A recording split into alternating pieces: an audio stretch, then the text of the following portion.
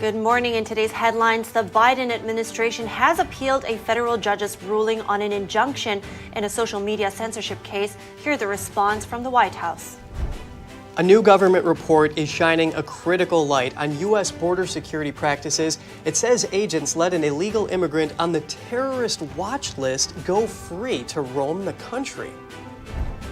Wagner leader Yevgeny Prigozhin back in Russia. The mercenary chief was given permission to move to Belarus in his deal brokered with Moscow. And a Russian attack in Lviv today kills 4 people and injures over 30 others. Facebook parent company Meta releases a new app. The microblogging app called Threads is strikingly similar to Twitter, but will it be able to compete with it? Ice cream maker Ben & Jerry's surprised many with its 4th of July message. It says the U.S. was founded on stolen indigenous land and that it's time to return it, starting with Mount Rushmore. And the movie that dives deep into the morbid reality of human trafficking finally hits the screens and went well beyond expectation at the box office.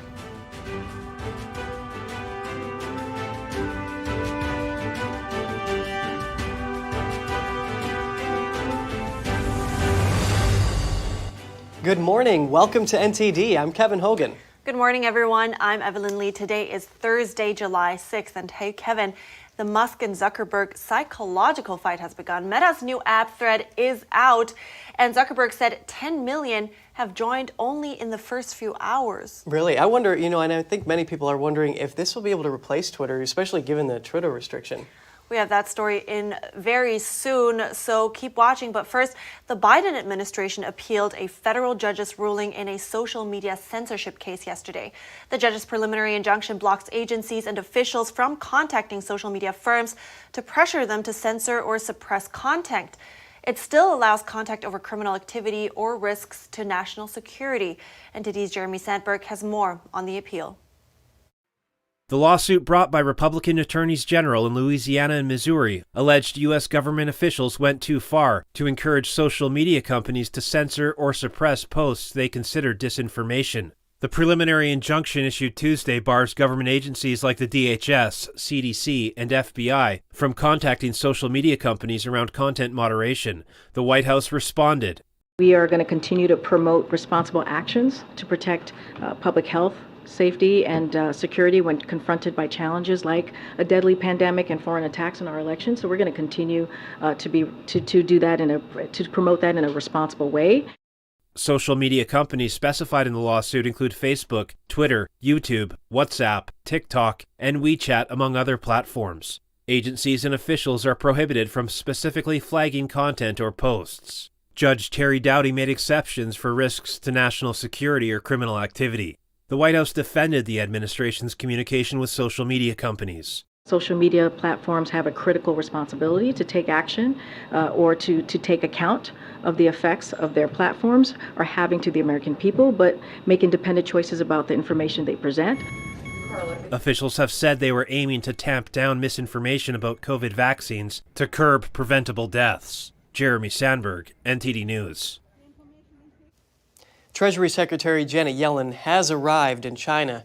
She's the second cabinet member to meet with Chinese Communist Party officials in less than a month. And NTD's Melina Weiskup has the story.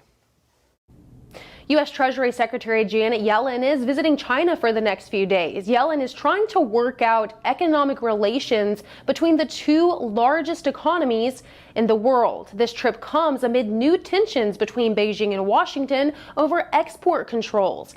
National Foreign Trade Council President Jake Colvin described the trip as one that's expected to help define a quote-unquote new normal. Yellen's trip is part of the Biden administration's plan to deepen communications with China, but some doubt its effectiveness. Here's what Congressman Mike Gallagher, who is the chairman of the Select China Committee in the House, told me just ahead of Secretary of State Antony Blinken's trip to China just a few weeks ago. The attempts by the administration to revive engagement after it's failed for 20 years, I just don't know what that achieves other than to force us to slow walk certain defensive actions, i.e. sanctions on key CCP officials related to the ongoing genocide. We have to figure out a way to reclaim our economic independence, to stop funding our own destruction, and to take the golden blindfolds off when it comes to the risks of doing business with Beijing, which we've seen again for 20 years. But Yellen is expected to tell her Chinese counterparts that the U.S. does not intend to decouple the two economies. But this is tricky because the U.S. still intends to protect human rights and protect national security. And although Yellen is mainly meant to focus on economic relations, she's expected to also warn CCP officials of the consequences they face if they do provide lethal aid to Russia. Reporting from Washington, D.C., Melina Weisskopf, NTD News. The Secret Service is investigating the cocaine that was discovered in the White House on Sunday. They're checking visitor logs and looking at cameras. The substance was found in a cubbyhole in a West Wing entry area where visitors place electronics and other belongings before going on tours. The West Wing is attached to the executive mansion where President Joe Biden and First Lady Jill Biden live. It includes the Oval Office, cabinet room, and workspace for presidential staff. Hundreds of people pass through the West Wing on a regular basis, including political staff, their guests, and members of the press. Administration officials are able to offer tours of parts of the West Wing to friends and family members. People who are not members of staff must leave electronics and other belongings in the storage cubicles before taking a tour. Here's Press Secretary Karine Jean-Pierre responding. The President and the First Lady and their family were not here this weekend, as you all reported on this, and as you also know that they left on Friday and returned just yesterday. She added that the president thinks it's incredibly important to get to the bottom of it. Biden did not answer questions that reporters shouted at him about the cocaine on Wednesday. Possessions of cocaine, which is classified as a Schedule II drug, is a misdemeanor in Washington, D.C. In Florida, new laws targeting illegal immigration are taking effect. Florida authorities are now cracking down on driver's licenses issued to illegal immigrants. Here's the story. Driver's licenses issued to illegal immigrants in several states are invalid in Florida as of July 1st. The Florida Department of Highway Safety and Motor Vehicles published a list of the invalid license classifications on its website. The move is in accordance with a comprehensive bill addressing illegal immigration. Florida state lawmakers passed the bill earlier this year, and it went into effect July 1st. The list covers certain licenses issued in Connecticut, Delaware, Hawaii, Rhode Island, and Vermont. They only apply to licenses that are not Real ID compliant and not for federal identification. Over a dozen states in the country issue driver's licenses to illegal immigrants. Governor Ron DeSantis announced the publication on Wednesday, saying, "Someone who is in our country illegally and has violated our laws should not possess a government-issued ID, which allows them access to state-funded services and other privileges afforded to lawful residents. The Biden administration may continue to abdicate its responsibilities to secure our border, but Florida will stand for the rule of law." The move comes as DeSantis is running for president. The Florida governor has campaigned on opposition to illegal immigration. He has promised to enact border policies more assertive than those under former President Trump. Border agents apprehended but then released a migrant on the terrorist watch list. It then took more than 2 weeks to take the potentially dangerous individual into custody due to a lack of coordination. The Office of Inspector General of the Department of Homeland Security released the troubling report last week. The incident happened in Arizona in April of last year. It says Border Patrol released the illegal immigrant without providing information requested by the FBI's Terrorist Screening Center. The information would have confirmed the individual was on the terrorist watch list. Once a mistake was figured out, ICE faced multiple mishaps planning and conducting the arrest, leading to the long delay. Joining me now for more is Victor Avila. He is a retired special agent with ICE. Good morning, Victor. The report says that CBP officials sent information to the wrong email address. They also obtained a photo and other information, but also failed to share that with the FBI. And I'd just like to get your reaction on this first. How are these mistakes happening? Well, the first thing I could tell you, that the mistakes are happening because of the rush and the imminent, speed that this administration is asking our border agents to process these individuals.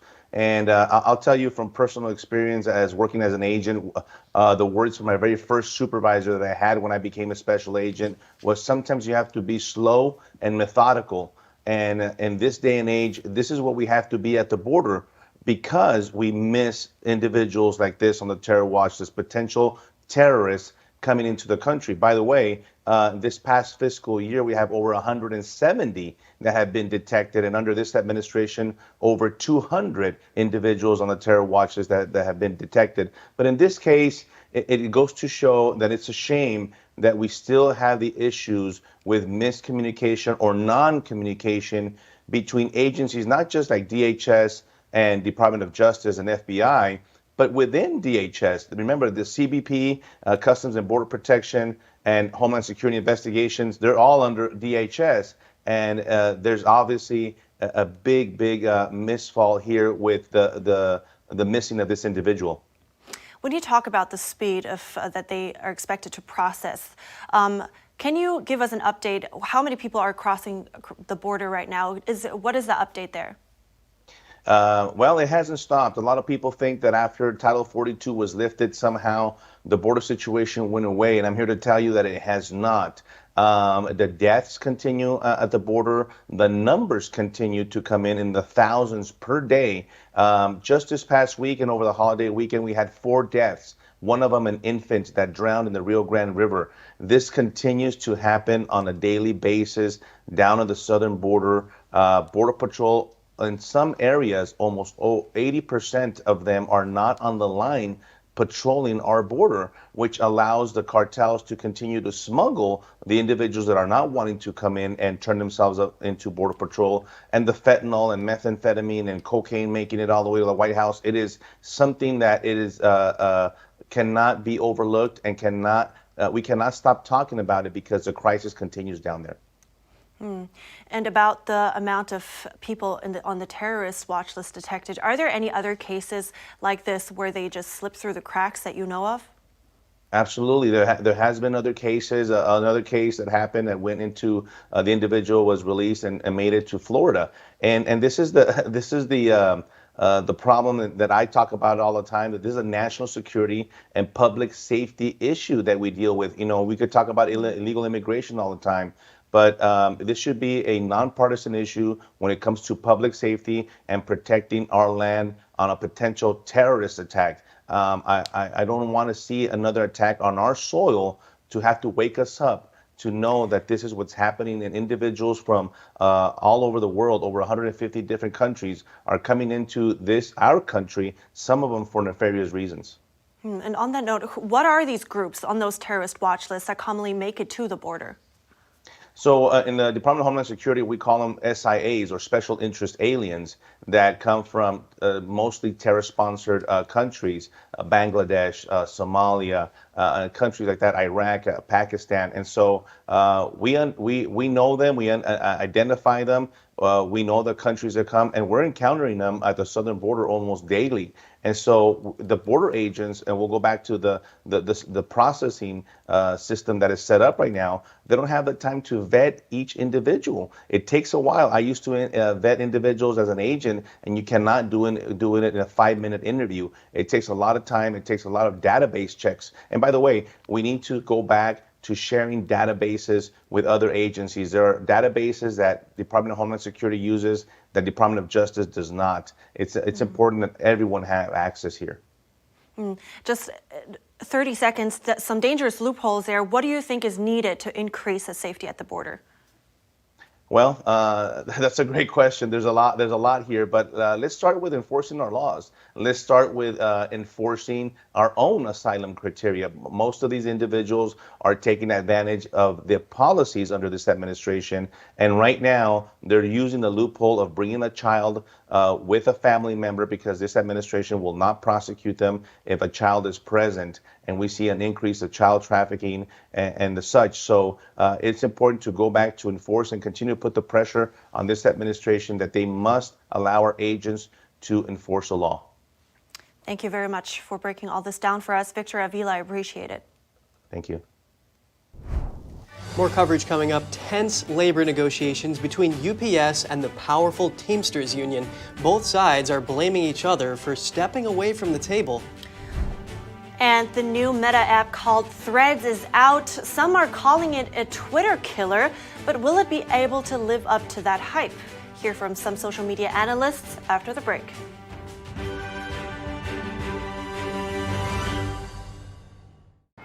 What does it mean to devote your life to the truth? Does it mean investigating communist subversion here in America? Does it mean exposing the deadly fentanyl crisis in the Midwest? Or spending late nights and covering deep government corruption? Because at a time when America's traditional values are under attack, it's the responsibility of righteous journalists to uphold truth and tradition. The stories that need to be told, the voices that need to be heard, the truth that you need to see. Get unbiased and in-depth news. Don't miss a beat. I'm Stephanie Cox. At NTD, we're here for you.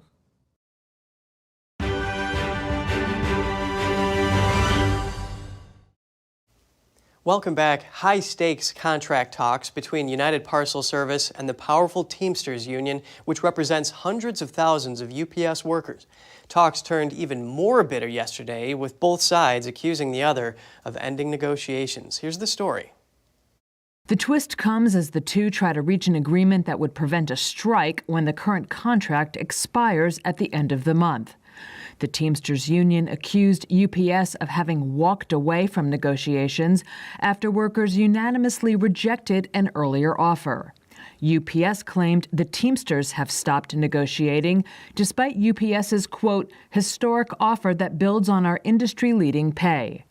After missing out on wage increases during the health crisis, unions are now pushing back on contract offers from companies grappling with labor shortages as they seek higher pay and better working conditions.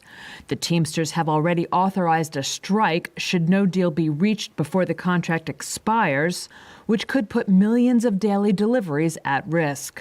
Such a labor action would be the first since 1997 for UPS workers in a strike that lasted 15 days. UPS says it wants a deal that will satisfy workers, customers, and investors while enabling the company to fend off non-unionized competitors like FedEx and Amazon as delivery demand cools. Shares of UPS were down roughly 2% in Wednesday trading. Special Counsel Jack Smith has recently subpoenaed the Arizona Secretary of State's office. It's in connection to two lawsuits, one filed by former President Trump's campaign, the other by former Arizona Republican Party Chair Kelly Ward. Both lawsuits involved claims of error in Arizona election results. The Washington Post reported on July 1st that Trump in 2020 called then Arizona Governor Doug Ducey to pressure him over the outcome of the election. The report cited unnamed sources who said Trump asked Ducey to find fraudulent votes in Arizona. Special Counsel Jack Smith is in charge of two criminal investigations into Trump. One involves classified documents. The other relates to the January 6th Capitol breach. Trump on July 4th said the indictments and election interference allegations against him were controlled by an out-of-control and very corrupt DOJ and FBI. TikTok, the Chinese-owned social media platform, yesterday asked a U.S. judge to block enforcement of an upcoming Montana state ban.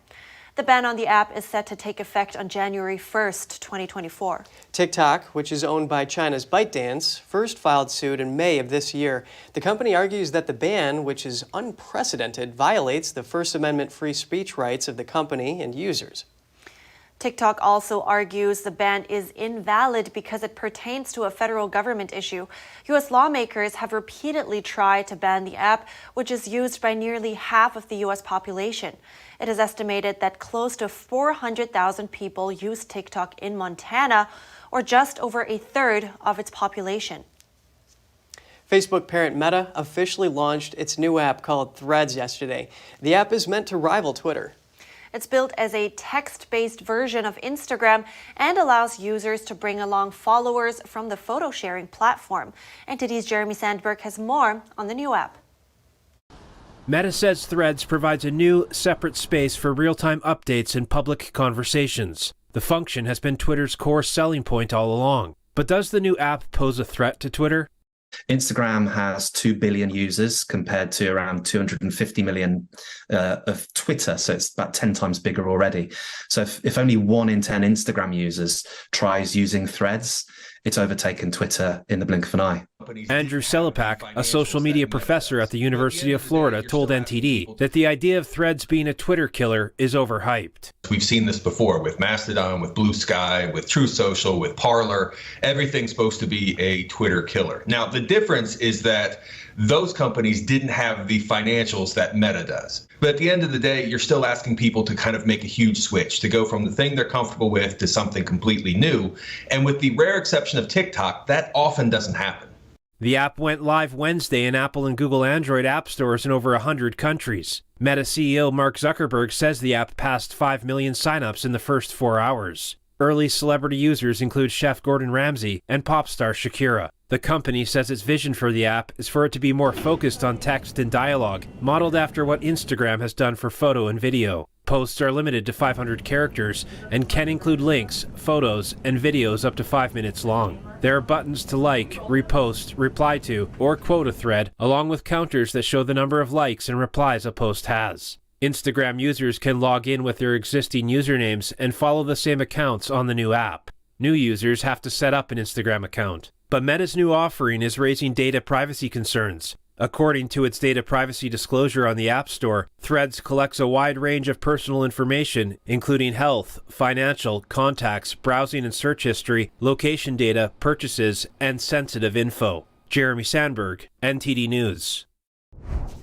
Stay tuned. Some breaking news overnight on Russian mercenary chief Yevgeny Prigozhin. The Wagner boss is reportedly back in Russia, and a Russian attack in Ukraine kills 4 and injures 34 others. We have those details. Hong Kong continues to crack down on freedom. Authorities took 4 people into custody Wednesday for allegedly helping overseas dissidents. That's after the break.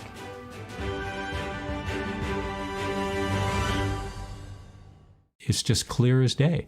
The media, whether it's broadcast, cable, or print media, has become extremely biased.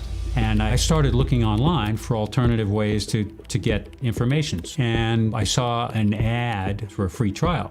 And I looked at it and I said, Epoch Times. I mean, come on, this is end of days type of stuff. I mean, what are they going to be talking about here? And I said, well, it's a free trial. Let me dig in.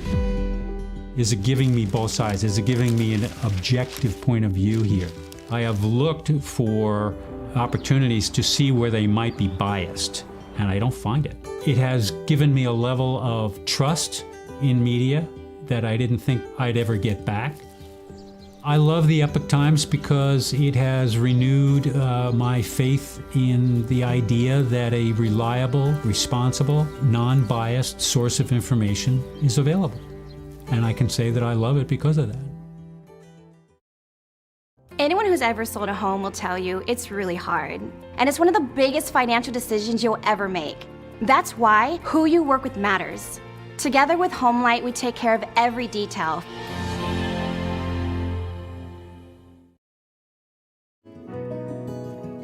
Looking for a healthy and smooth-tasting brew? Drop by Days Coffee Roasters today and explore our wide selection of specialty-grade, small-batch roasted coffee. Home to North America's first enzyme-fermented coffee, we source a wide selection of specialty-grade coffee beans from around the world, and our baristas are ready to craft your customized brew. Visit Days Coffee at 28 North Street, Middletown, New York. Come experience a brew like no other. Award-winning filmmakers Stephen Barber and Matthew Housley, along with producer Tamara Henry, bring you the world's most dangerous paper route.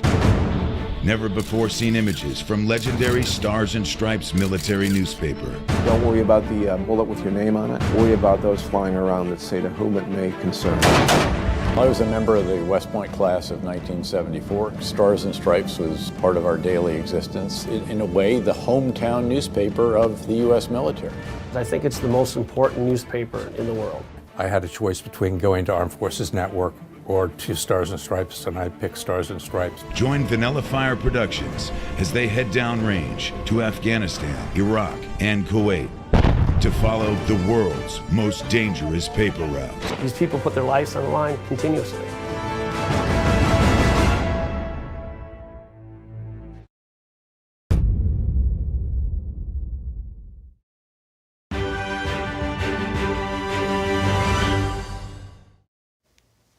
Good to have you back with us. Some breaking news overnight. Russia's mercenary chief Yevgeny Prigozhin is back in Russia and currently in St. Petersburg.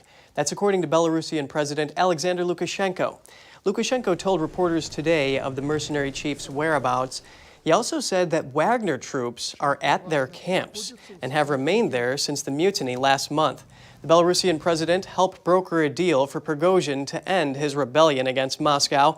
That was in exchange for security guarantees for himself and his soldiers and permission to move to Belarus. Lukashenko said last week that Prigozhin was in Belarus. In Ukraine today, officials say 4 people were killed in a cruise missile attack on Lviv.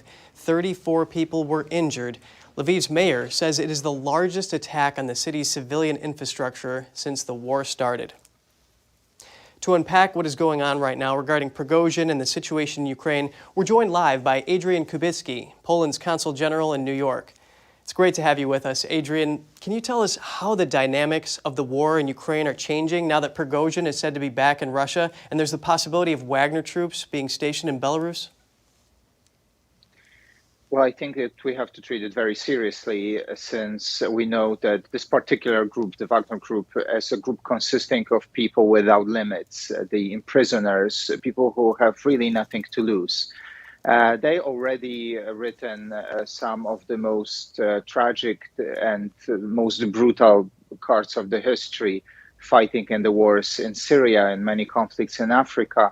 And also, they proved to be no different fighting on the side of Russians, where the most dirty job has to be done. And this is how Putin utilized this group during this invasion of Ukraine. Now, we still don't know what happened during that alleged march towards Moscow and what was the reason of it and what will be the eventual outcome of it. But we do see certain coincidences. That move of the Wagner people to Belarus comes together with the announcement of relocation of some of the nuclear tactical weapons, Russian weapons, to Belarus. Is it connected or not? This is still too early to determine, but this is definitely concerning. And apparently Russia is gaining, this is very unfortunate, gaining some wind again with their invasion, with this tragic information from today's morning about this missile attack in Lviv. Our deepest condolences to the families and the victims. Just a tragedy. And Andrzej, you mirror what Polish President Andrzej Duda said, that the possible arrival of Wagner forces in Belarus is really serious and very concerning. He hopes that Wagner will be brought up at the July 11th NATO summit in Vilnius, Lithuania. What response do you expect from Poland and NATO if the relocation deal goes through? We have to rethink the architecture of our security system, the NATO security system.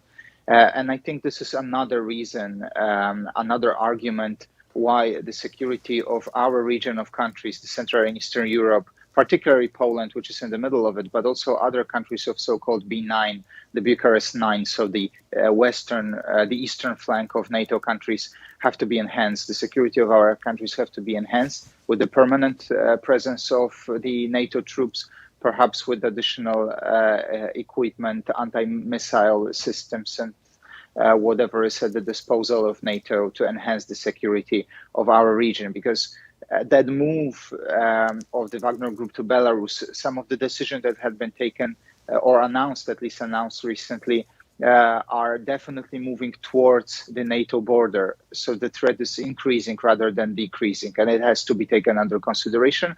And I think that it will be. The Polish President Andrzej Duda, Polish Prime Minister Mateusz Morawiecki are on or Polish Foreign Minister are on a constant route to discuss this topic with other leaders. Very recently, very strategic partnership has been signed with the UK government by our defense minister and foreign minister. So we're working behind the lens on getting ready for the wars, obviously, because this is what we are doing, hoping that it's not going to be needed. And Adrian, you established that there are serious concerns there on NATO's eastern flank. Belarus, as you know, was used as a base for Russia's initial invasion. It provided equipment to Russia and used as a launching point for missile attacks in Ukraine. What role do you expect Belarus to play in the war going forward, considering this conceivable relocation of Wagner troops?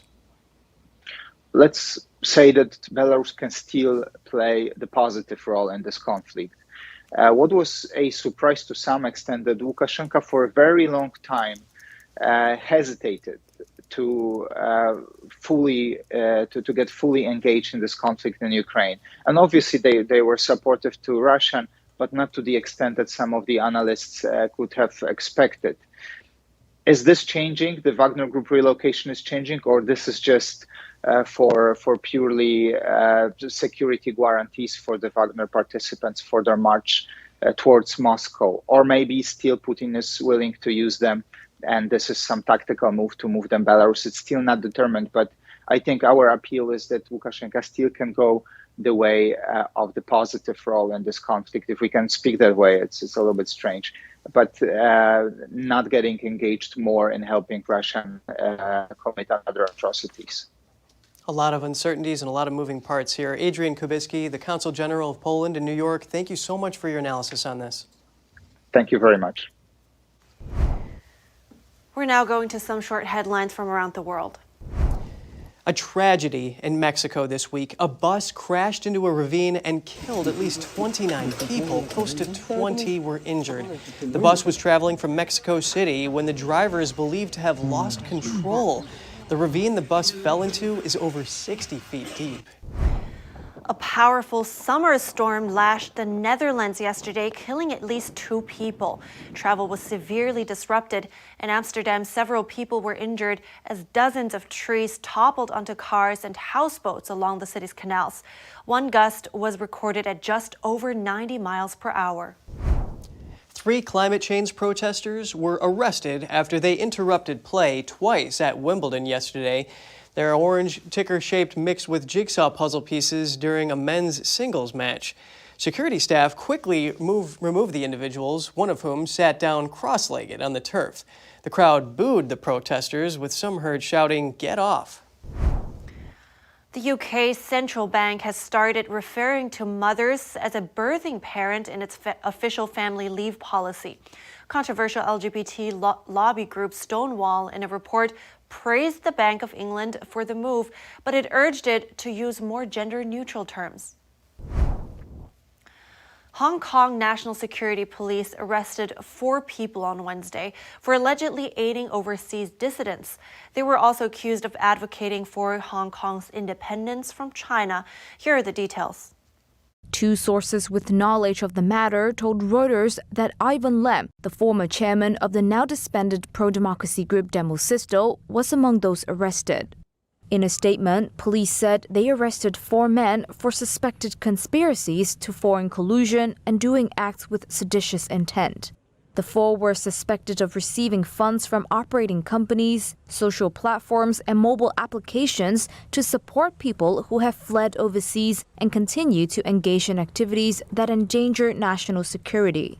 Police did not name the suspects or provide details of the alleged offenses.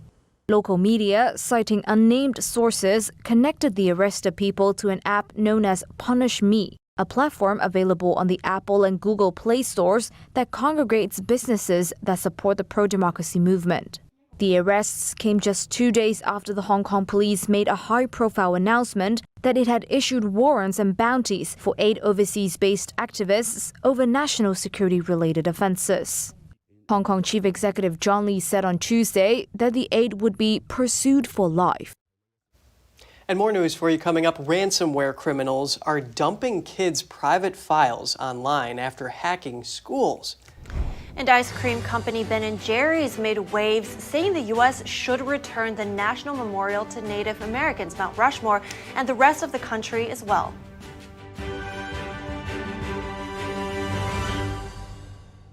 Shenyun Creations, the streaming platform from Shenyun, featuring world-class dance, past programs, and all original music.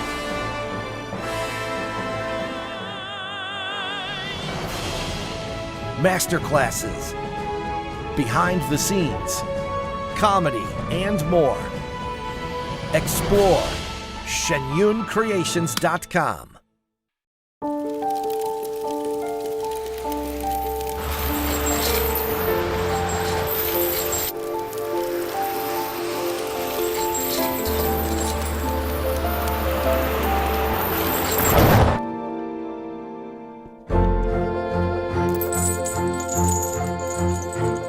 Did you know dragging chains can spark a wildfire?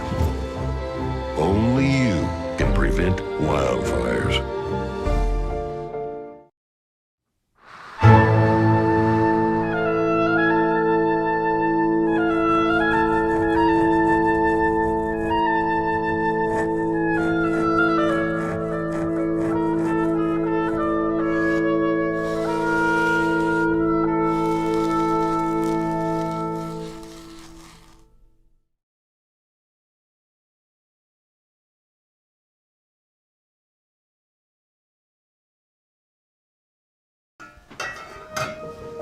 Hey, I told you enough of that.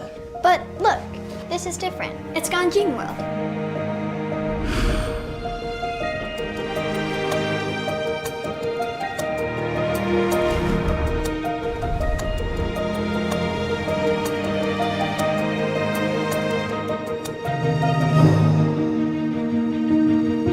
Ganjin World. Family-friendly entertainment. There is a whole big cottage industry for racism. If racism went away, a lot of people would be unemployed. The mob during the Minneapolis riots following the death of George Floyd. A bunch of white thugs, frankly, burning down the city's traditional Black and Asian business district while chanting Black Lives Matter. It was literally surreal. Oh, but we black. You gonna tell me how to be black, right? Y'all don't care about black people. I am not African. I am 100% American. Y'all the same Democrat Party who've been terrorizing black people from the beginning. And now y'all got the audacity to say Black Lives Matter? Their bread and butter and their bottom line, their raison d'etre and everything that they're trying to do depends upon people being kept in these boxes.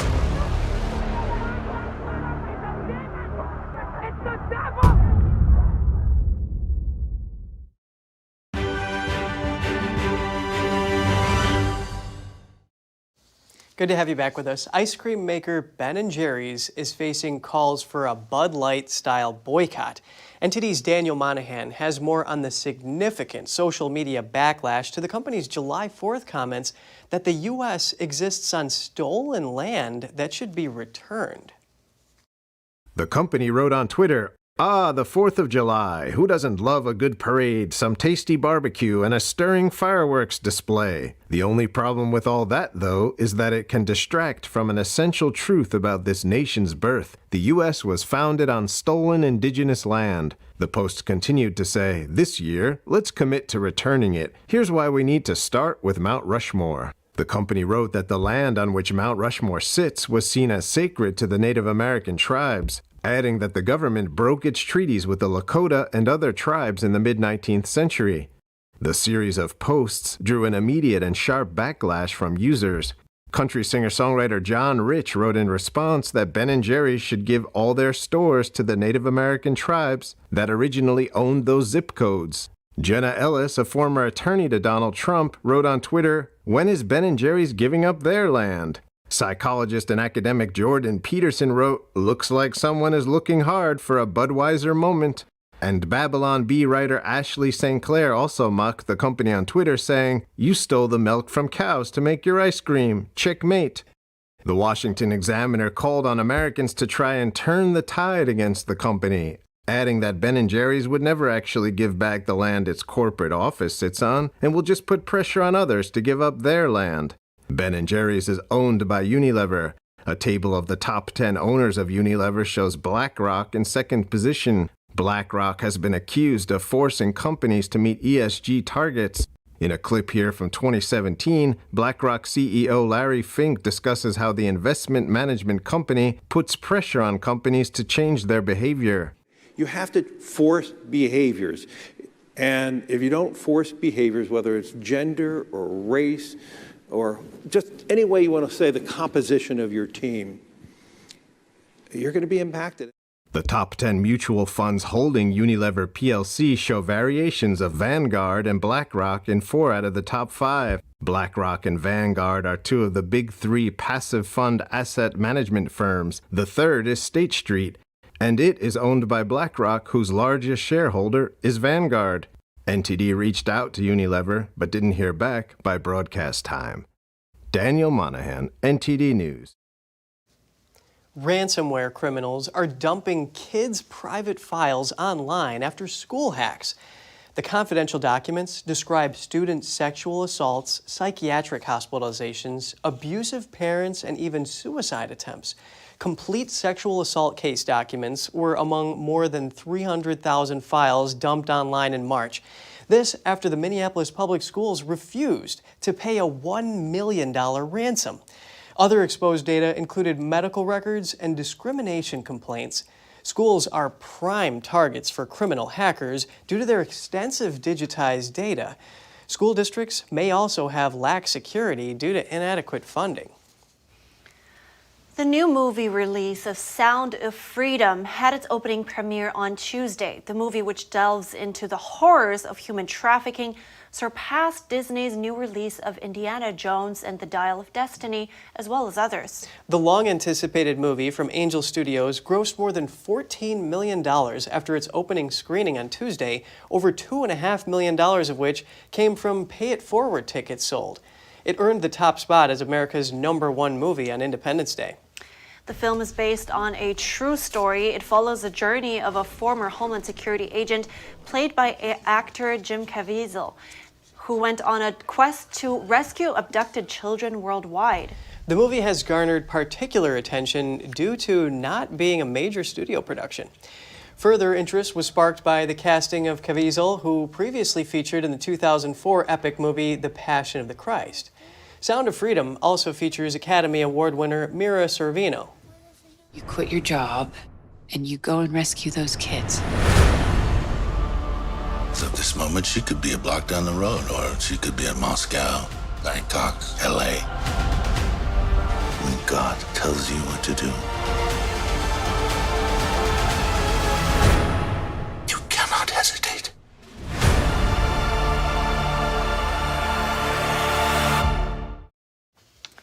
Sound of Freedom was shot in 2018 in Cartagena, Colombia. It was produced by 20th Century Fox. When Disney acquired the studio in 2019, they decided to shelve the film. Angel Studios in Utah picked up the movie after negotiations and securing enough funds. And in other news, nearly half the tap water in the U.S. is contaminated with chemicals known as forever chemicals. That's according to a new study from the U.S. Geological Survey. Scientists collected water samples directly from taps at over 700 private wells and public sources. Based on their findings, they estimate at least one forever chemical would be detected in 45% of U.S. drinking water samples. There are more than 12,000 types of such chemicals. The number of people drinking contaminated water may be even higher than what the study found. That's because the researchers weren't able to test for all of the PFAS chemicals, which are considered dangerous to human health. The family of synthetic chemicals linger in the environment and the human body, and exposure is linked to cancer, obesity, thyroid disease, high cholesterol, decreased fertility, liver damage, and hormone suppression. Anyone hoping to travel abroad better make sure to get their passports in plenty of time. Right now, estimated processing time for a new passport is 10 to 13 weeks. You can speed that up to 7 to 9 weeks by paying $60 for an expedited process. The State Department says it's working to process applications faster, but officials don't expect to get back to pre-pandemic processing times until the end of the year.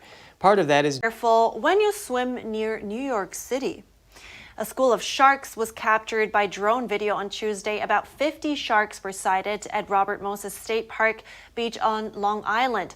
Authorities say they are increasing their shark patrol teams after 5 people were bitten by what they are calling a large marine animal. Officials are hesitant to say if all 5 of the bites were shark-related. That's because the victims nor anyone nearby saw any sharks. But they do say the bites are most likely accidents from sharks feeding on fish. The victims all suffered minor lacerations. Officials are urging those who go into the water to remain vigilant. Yes, stay safe out there. And coming up, what if hardship could be seen as an opportunity to grow from?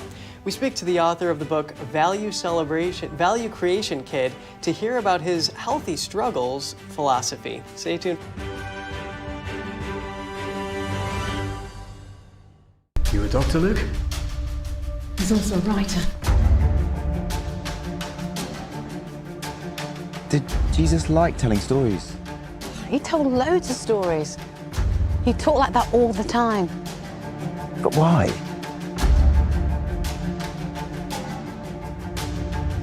There was once a sower.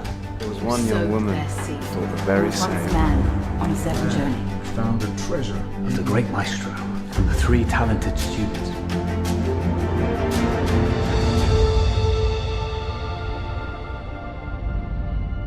We need to keep the city safe. James is getting worried. Understandably. Luke, come on! We waited for you for 4 days and you never came.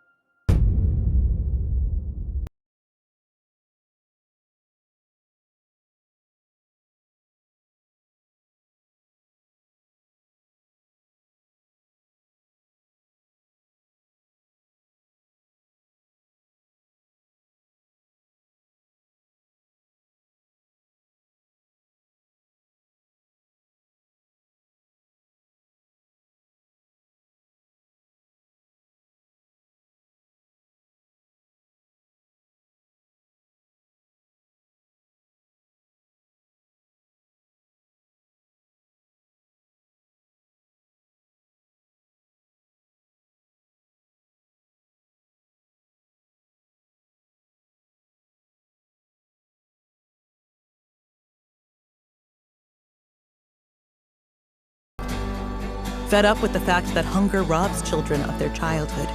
Fed up with the lack of progress. Fed up with the injustice. Help us brighten the lives of children all over the world by visiting getfedupnow.org. For as little as $10 a month, you can join Save the Children as we support children and families in desperate need of our help.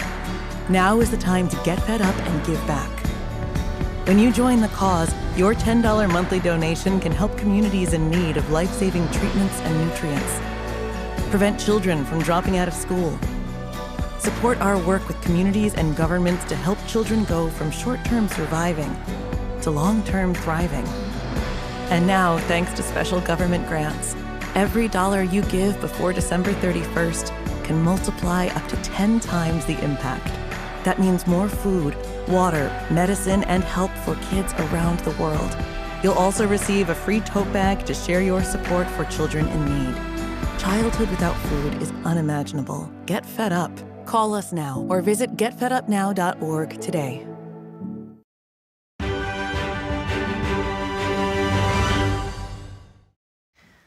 Welcome back. What if we would see our struggles in life as an opportunity to grow and learn from? According to author and entrepreneur Lee Benson, if this is instilled in kids at an early age, it will benefit them immensely later in life. He wrote the book Value Creation Kid, The Healthy Struggles Your Children Need to Succeed. He told us more about this. Yeah, value creation, we think about it in 3 buckets. My co-author, Scott Donnell, and I frame it as material value, emotional energy value, and spiritual value. And we believe the purpose of an education is to create value in the world. Well, what is that? And every kid has their value creation superpower. They may not even know what it is. It's yet to be discovered. But if we talk about it that way, and so material value can be money, it can be things accumulated, emotional energy value When you walk into a room, do you uplift everybody's energy or do you take it down? We were talking about music earlier. If you write a song that uplifts folks, you have the opportunity to create amazing emotional energy value in the world. And then on the spiritual side, that means something different to everyone. Love, connectedness, whatever that happens to be. Can you share some concrete examples from your life, maybe, that how healthy struggles have, what they have taught you as a kid and in your life lessons, basically? Yeah, sure. The short part of this, I came from a very low income family, and it was a bit of a toxic and dangerous environment. But around 7 years old, I had a neighbor ask me unsolicited, would you pull weeds in my garden for 25 cents an hour? I said, absolutely, I'll do that. And back then you could buy 2 candy bars and have change. I mean, this is 1968. So that was fantastic. It was hard work. And I thought, okay, this is good. I did it every couple of weeks. What else can I do? So fast forward, after a cook, I played in a rock and roll band, and I made most of my money that way in the 1980s. I'm on my 7th business now that I've started from scratch. I've had exits from a few million to well into 9 figures. And all I did, starting at 7 years old, is jumped on that value creation struggle cycle. It's definitely not trauma. This is necessary to build, capabilities. But you do it enough times, you trust it that, wow, that really worked. And then you have the confidence to do anything you want. I was kicked out of my house at the beginning of my senior year in high school, and it was a non-event for me. I was already financially independent. It was one of the best things that ever happened to me. Never felt like a victim through any of it. And from what I understand, you were saying is that you start small, right? And then and then those hurdles get bigger and you learn how to deal with them naturally. Or, I mean, how do parents help kids through these struggles and making sure that, years down the road, they're fine with whatever life throws at them? Yeah, that's such a great question. Well, we have to start where they're at. You can't give them a struggle that's way too big for them, big of a step for them to take. So start where they're at. And even before kindergarten, if you're just talking about value creation and what is everybody's job for the family in the house. And here's your job. You're going to brush your teeth. You're going to make your bed. You're going to do your homework, et cetera. And then over time, you pick up additional responsibilities. And you're going to pick up more of your own expenses over time. And now let's give these children an opportunity to earn extra money so they can learn to manage money, how to save it, how to share it, spend it, etc. And as you're doing this, you're taking bigger and bigger steps until they launch out of high school, and hopefully by then they're fully financially competent. But start where they're at. They're going to struggle a little bit. Be okay with that. The fact that you love them is never in question. This is about developing them to be these self-reliant, value-creating adults that are going to be amazing in the world and make it a better place. Everything they do, ideally, would be about creating better conditions to work, live, learn, and play for themselves, their family, the communities that they engage with. So imagine that. And my co-author and I our mission here is to get to millions of families and launch these kids into these value-creating adults. That will make an amazing difference in the world for all of us, because selfishly, I want to live in an incredible world. When I talk to groups of kids, I tell them, and it's true, you're going to be running the world that I age out in, and I want it to be amazing. All right, thank you so much, Lee Benson. I really appreciate your time today and for sharing this. Thank you, Evelyn. It was great to be here. Evelyn, I really found that fascinating. He was talking about 25 cents an hour. Imagine that back then. That's a lot of money. It is, especially for a kid. And whatever he talks about, I think that it's important, right, to build character. But also, there is a clear differentiation between healthy struggles and just trauma. So there is the balance that needs to be striked. That is a good point. And he does talk about money management, and that is a really important thing to teach kids. I just don't know why they don't teach it in schools at that age. Yeah, good question. Yeah, they teach you home ec, how to cook, but how to manage money is important too. That's right. Yeah, and value creation, smile. I think that's a good way to bring a little value, and it does really cause a lot of struggle. Yeah, I think so. I mean, something to think about. All right, today's program ends here. We'd love to hear from you at goodmorning@ntd.com. Shoot us an email if you'd like. Thanks for watching. I'm Evelyn Lee. And I'm Kevin Hogan.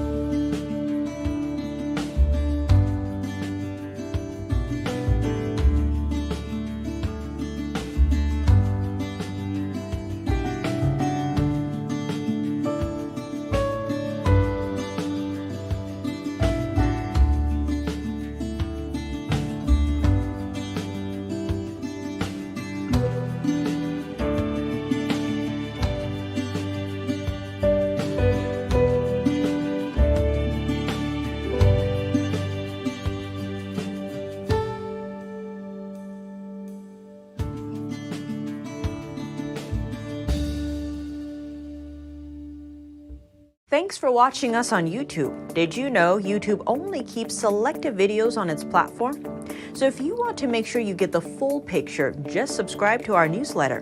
Go to newsletter.ntd.com and sign up. It's free.